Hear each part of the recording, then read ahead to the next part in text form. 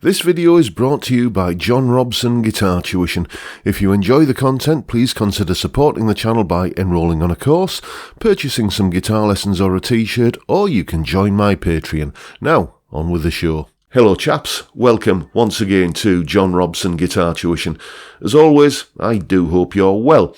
Okay, last week in this Thursday slot I did a video about kind of starter packs, the ideal combination of guitar, amplifier, lead, strap and plectrums for the newbie guitarist who's never played before.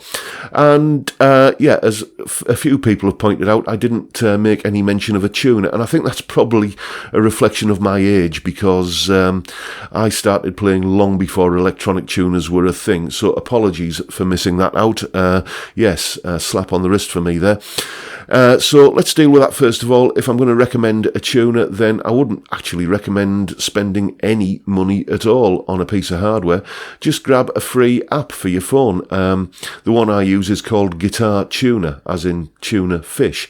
I think it's by the same people that do the Musician tuition software, and you know, it works. It's reliable, it's accurate, and you know, it gets the job done, and it doesn't cost anything. So there you go. That's what I would recommend as far as a tuner is concerned. Now then, last Friday on the live stream, if you don't know about the live stream, basically every Friday 5 PM UK time we have a live stream where we just sit around and have a few beers and talk about guitars. What's not to like about that? Great way to kick off the weekend. I'd love to see you there. But on last Friday's live stream, someone said, would you do a video about effects for the newbie guitarist? You know, kind of building a pedal board for the uninitiated. What effects do you need? What are going to be the useful ones? And what recommendations do you have? I thought, brilliant idea. So let's do that. So that's what we're doing today. So, if you're absolutely new to the world of effects, a guitar effects virgin, as it were, then let me just give you a brief rundown of what's going on.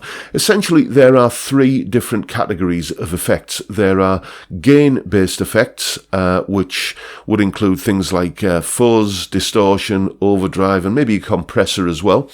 There are modulation-based effects, which would be things like chorus, flanger and phasers and that kind of thing. And then there are time-based effects, which would be things like reverbs and delays. Or to put it into layman's terms, you've got gain-based effects. Those are the ones that make your guitar sound all grunty and grungy and rock and metal. There are modulation-based effects, which are the effects that make your guitar sound all kind of jangly and spaced out. And then there are time-based effects, which are basically the things that make your guitar sound all echoey. So those are the three categories, and what I've done is I've chosen one each out of those three categories that I think are the most useful for the you know, to kind of build a pedal board around. Even the biggest and most extensive pedal boards that you see at the feet of, you know, kind of gigging and professional guitarists that might look a bit something like this, you know, even a big pedal board like that has, I would say, usually those three effects at its core, and then you just add to it as you decide, oh, I need this sound as well, and I need that sound as well. But most pedal boards have those three sounds somewhere on them, and it's a good starting point. So let's have a listen to what these effects sound like. We're going to talk about distortion or overdrive. It's a very fine line between those two effects. One of my favourite overdrive pedals is the legendary Ibanez Tube Screamer, and I think of it as an overdrive pedal. Some people call it a distortion pedal. So we're going to look at overdrive first of all. What does it sound like? What effect does it have on your tone? Well, I'll tell you what. Here's me playing some guitar without the overdrive, and then you'll hear the effect kick in about halfway through.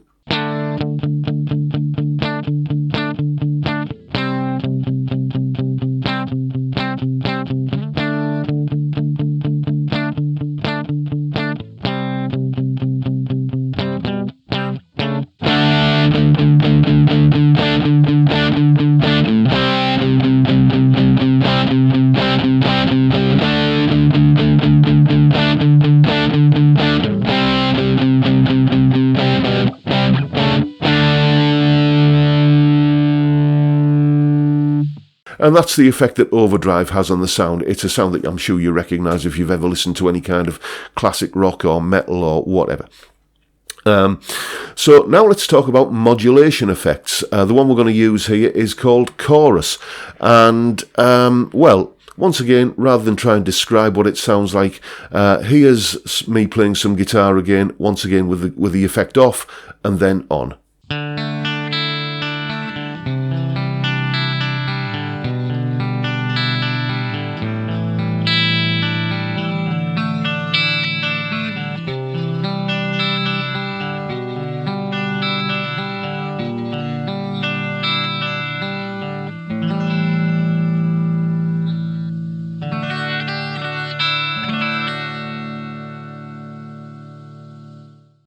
And finally, we're going to look at delay. Now, you can do a number of different things with delay. You can have quite a subtle 50s rock and roll or rockabilly kind of sound from this, usually called a slapback echo, and that would sound like this. Once again, starting with the effect off and then on.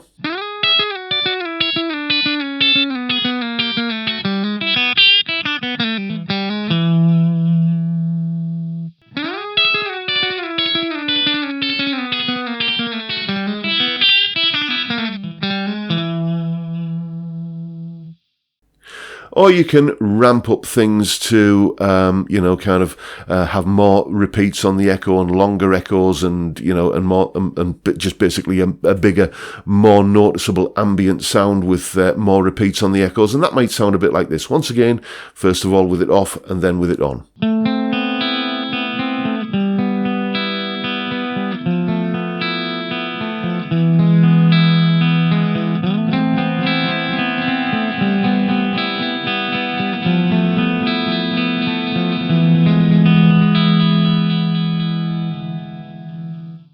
So those are the three, I would say, most useful effects that, in my experience as a gigging and recording musician and, as a teacher as well, those are the effects that I find I use and have used, kind of the most over the years. So how do we combine them? Because this is quite an important point. If you put the pedals in the wrong order, then it's not going to sound particularly pleasant. As I shall now demonstrate, if you put, for instance, the overdrive or distortion after the chorus and the delay effects, it's going to sound a bit flabby and mushy and not particularly pleasant, like this.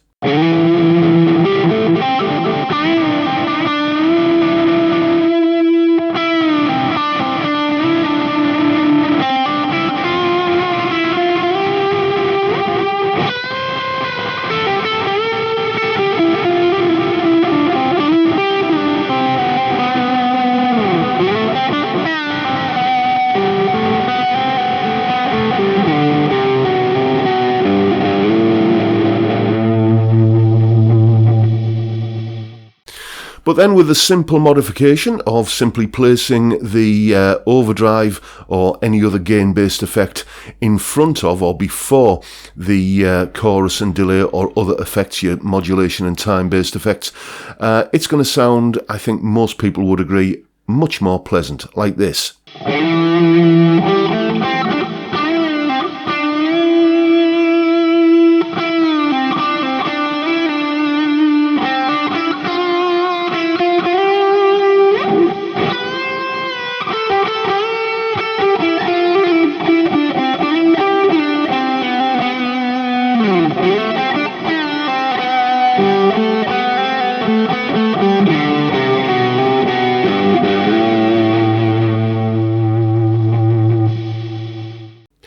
And that also applies if you're using the built-in, if you've got built-in distortion or overdrive on your amp. Maybe you've got an overdrive channel that you can switch to. You need to place your chorus and delay or time and modulation effects after that overdrive. How do you do that?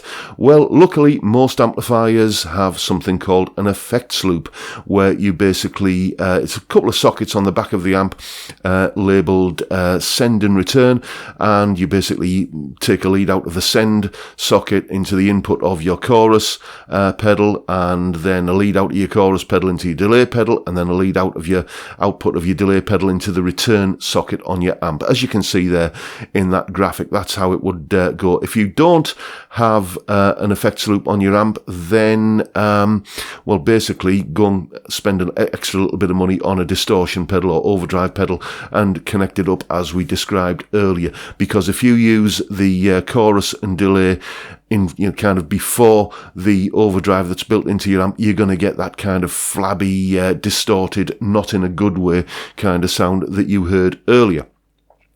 So that's how to connect the effects up. So let's take a look at what pedals I would recommend, you know, for the newbie, somebody who doesn't want to spend a lot of money, you know, just kind of getting a first toe dipped in the water of effects pedals. You know, what recommendations would I have for an overdrive pedal, a chorus pedal, and a delay pedal? Well, funny you should ask that.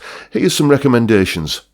Okay then, generally speaking, any overdrive or distortion pedal which is this colour is usually going to be based around the legendary Ibanez Tube Screamer, which was presented in this fetching shade of emerald way back when. And yeah, it's a great sounding pedal, the Tube Screamer that is, and this pedal here seems to do a pretty good job of emulating it.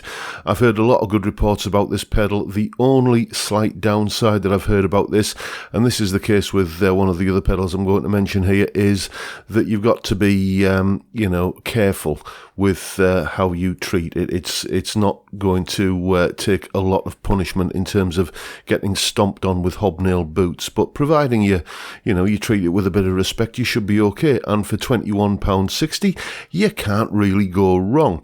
Let's move on to the chorus pedal now, and I used to have one of these many years ago, the Danelectro D5 Fab Chorus. Great sounding little pedal. I doubt I'd be happy taking this into a studio, but for putting into the front end of a PV Bandit or some other similar, you know, kind of gigging amp that's going to be used on stage in a pub gig or something like that, this is more than good enough, and again, just a shade over 20 quid. Next we'll move on to the delay pedal, the TC Electronic The Prophet Digital Delay. Again, not one I've tried, but I have played many TC electronic pedals in the past and always found them to be absolutely superb in the way they behave and, you know, the sounds that they give. I have heard a few good things about this pedal here. I know a couple of people who've got them and say it's an absolutely fantastic way of getting a little bit of ambience or, you know, kind of slapback echo into a guitar sound, and great for live use. So there you go. Those are the ones that today are the ones that I would buy if I was shopping for these types of pedal. So there you go. Those would be my recommendations for, you know, not having to spend a lot of money on some effects. And, you know, as you can see, prices there, they're not going to break the bank. And, you know, that would provide the kind of kernel, the core of a pedal board that you could then expand upon as you kind of think, well, okay, yeah, I've heard this sound on a record, or I've heard that sound being used by a guitarist, and I wouldn't mind that effect. And you can add to it and so on. And, you know, kind of your pedal board can evolve, you know, over time as you you know, get more experienced and more kind of idea of what sounds you want to create with your guitar. So there you go, folks. There's a little bit of a beginner's, novices, newbies guide, call it what you will, to the world of guitar effects pedals. Hope you found this useful and informative, and if you have, please hit the subscribe button and the notification bell if you haven't already done so, and why not give me a like while you're at it. If you're interested in supporting the channel, all the links are downstairs in the description.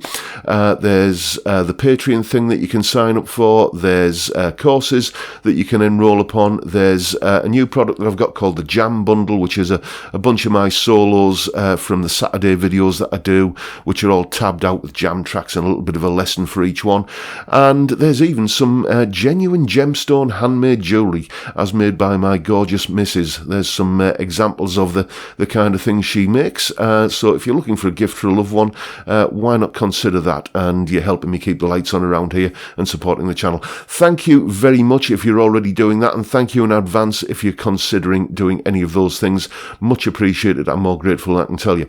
So, as I said, Friday, 5 p.m. Every week, UK time, there is a live stream. I'd love to see you all there for a bit of guitar-related chatter and, have a beer and just kind of set the weekend off. It's a great way to kick off the weekend. As I said, I'd love to see you there.